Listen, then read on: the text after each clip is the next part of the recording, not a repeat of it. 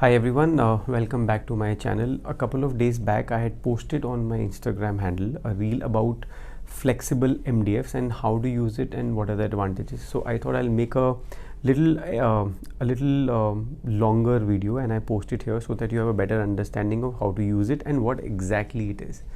So now if you see, this is also an MDF जो आपने normal MDF को आपने लेके उसको आपने CNC कट करा लिया. So for example of course we had created the design, एक अलग से आपने डिज़ाइन ले लिया.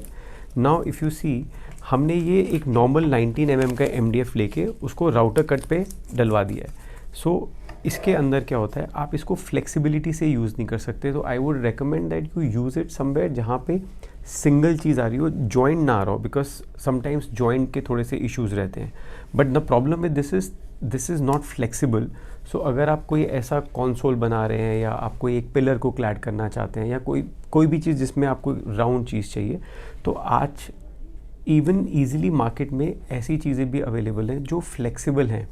सो you don't have to go through the pain कि आप इसको CNC पे भेजें या आप उसको राउटर को कट करा रहे हैं. सो ये आप देखेंगे ये फ्लेक्सिबल MDF में अवेलेबल है. इसके फ्लूट्स हैं, इसके अंदर अलग अलग ऑलरेडी रेडीमेड डिज़ाइंस आते हैं.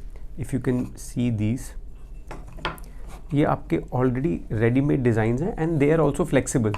सो आपको इतना एफर्ट डालने की ज़रूरत नहीं है.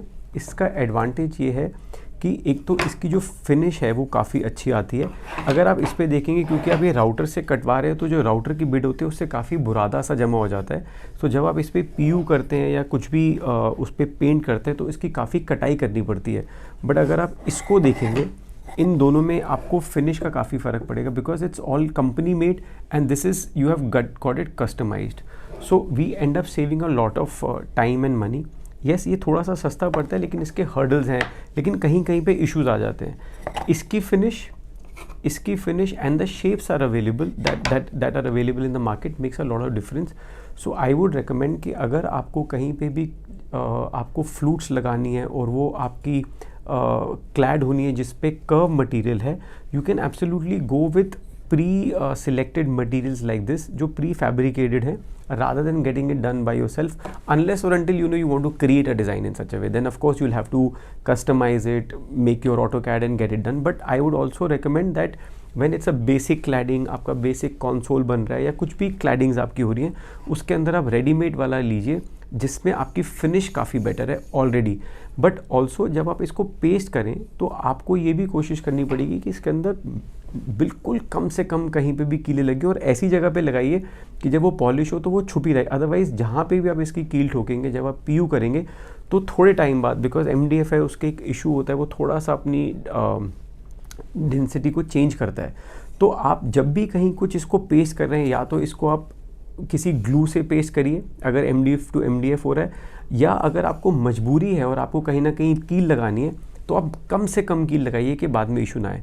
सो I would recommend that getting something customised. Of course अगर आपका कोई ऐसा डिज़ाइन है तो आप कस्टमाइज़ कराइए, बट अगर आपका काम प्री फैब्रिकेटेड फ्लूटेड पैनल से चल सकता है जो कर्व हो सकते हैं, you should take up that. It will save a lot of time and money.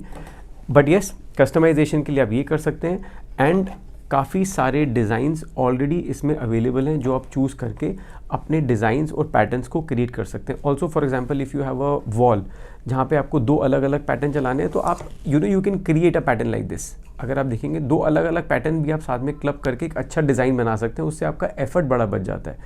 So yes, this is what I thought that I would share this on my YouTube, because Instagram पे इतना लेंदी आप post नहीं कर पाते हैं, आप explain नहीं कर पाते हैं. In case you think that you found this video informative, I would request you to like it and share with your friends and subscribe to my channel. Thank you.